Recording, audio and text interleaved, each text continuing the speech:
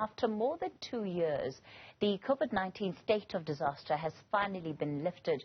One of the immediate consequences of the lockdown was the suspension of the school feeding scheme as pupils couldn't attend the full weekly lessons. Well, to find out on how exactly the Education Department has been catching up on lost time, especially through the lens of what we are seeing at schools, is Wits University Education Professor Mary Metcalfe. Professor Metcalfe, good evening to you, and thank you so much for your time.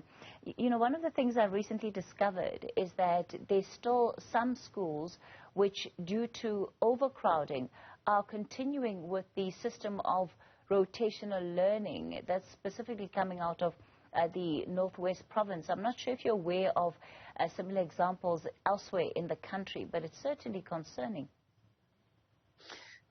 Patty, that really surprises me because the guidance given by both the Health Advisory Council to the Minister as well as the decisions taken by the Minister of Education is that it should be full-time attendance for all learners after the return to full-time schooling was decided. So I would say that the department needs to really investigate that because it would not be within the framework of policy and the regulations that exist. We've been able to get through the first quarter of the year, at least where learning and teaching would have resumed to pre-COVID-19 levels. The kind of assessments that we're getting out of schools, what do those look like? Especially, I think, for learners who, would have spent these 2 years under COVID-19. I'm thinking more here about your grade 1s and 2s and your grade 8s and 9s, because they would have been transitioning into a new system.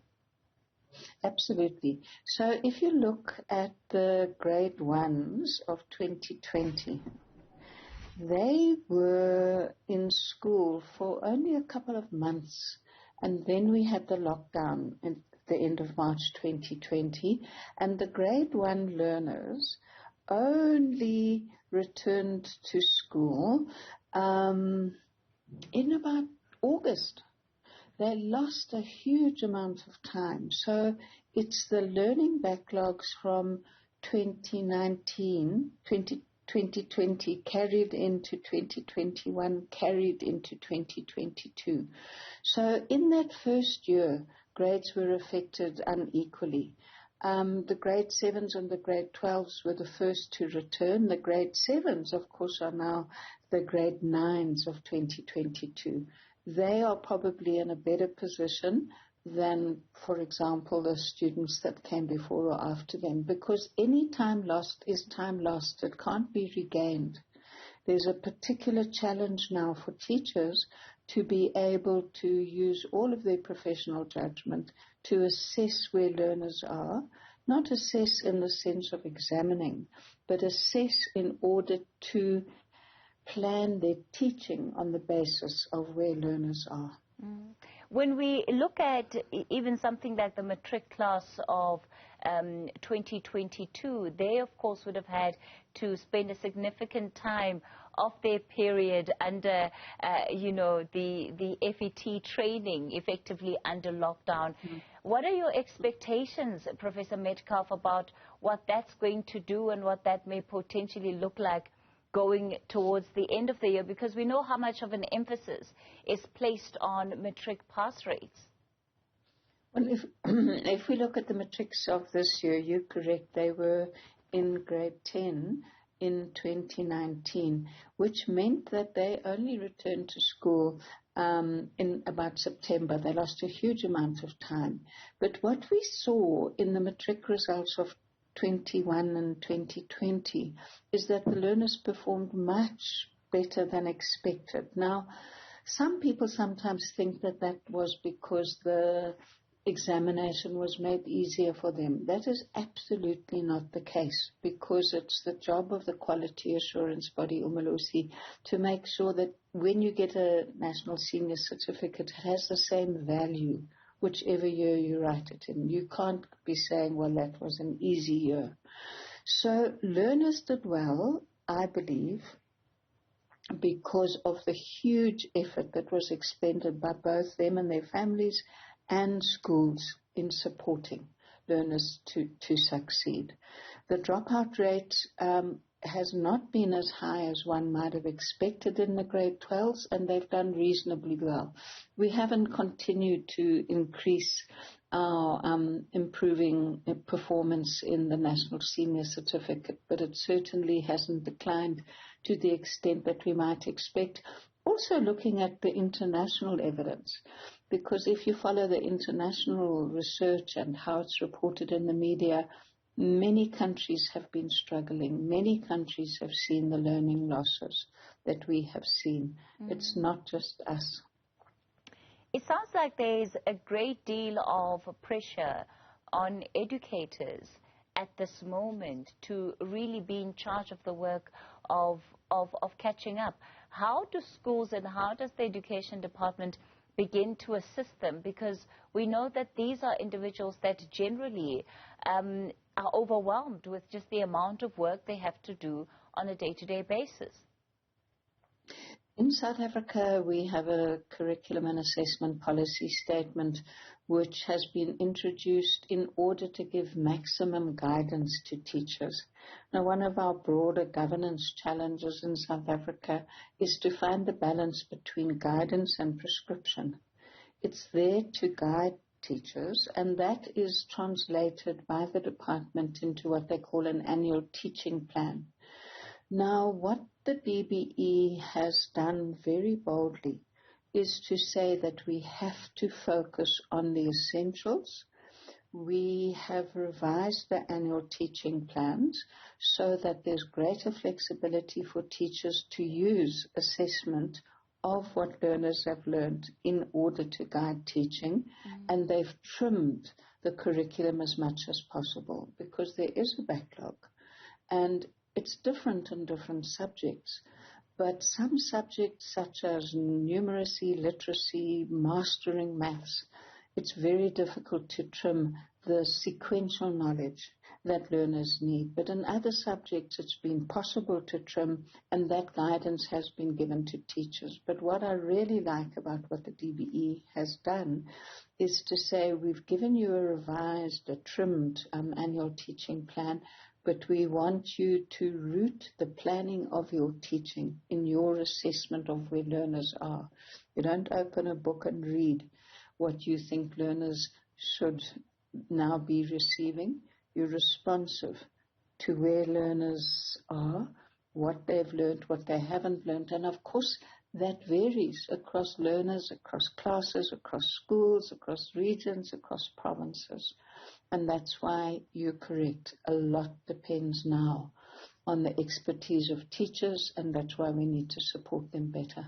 Professor Metcalfe, at which point do you think we're going to be able to make a clear assessment of whether or not our learners have been able to catch up and if they are indeed up to speed with the curriculum? It's not something that you can do as an overall national picture, because the assessment investment in doing a common test for every grade, for every subject across the whole country would not have as much value as just simply supporting teachers.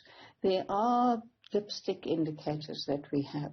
So, for example, one of the much quoted examples comes from research that was done in Mpumalanga by the DBE, where they were doing research on improvements in teaching of reading, and it coincided with COVID. And from those estimates, we could see there was a decline. The Western Cape does do a systemic review, and they used their research to show that particularly in maths, but also in literacy, there's been a decline.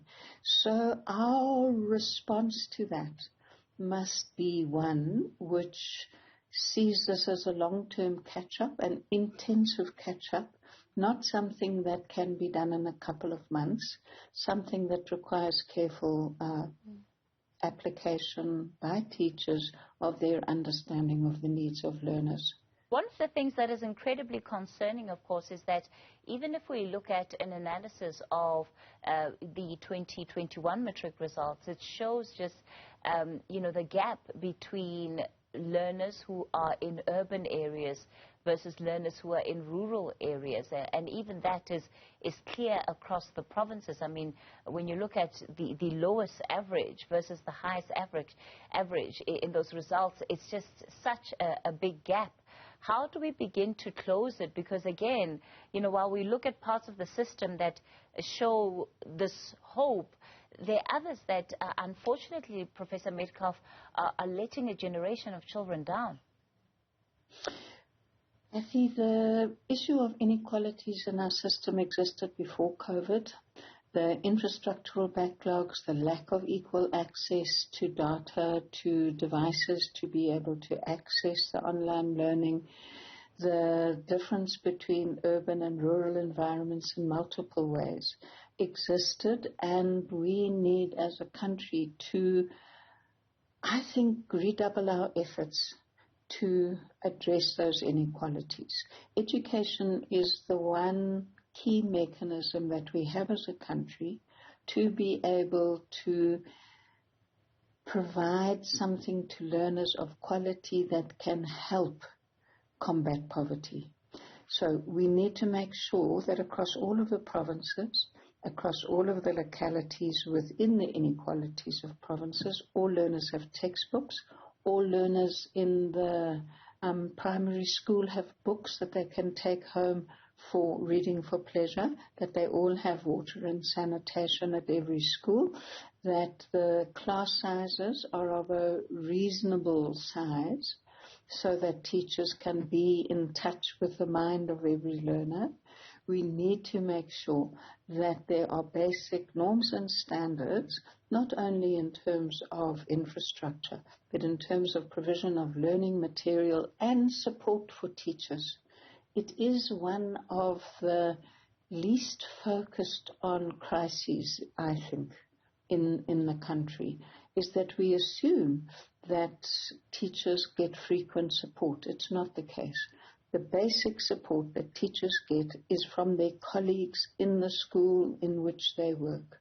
In some provinces, they can call upon subject advisors to assist them with the subject-specific knowledge. But in the poorer provinces, the ratio of subject advisors to teachers is such that they're swamped. Teachers need more support. Wits University Education Professor Mary Metcalfe, let me thank you for your time tonight.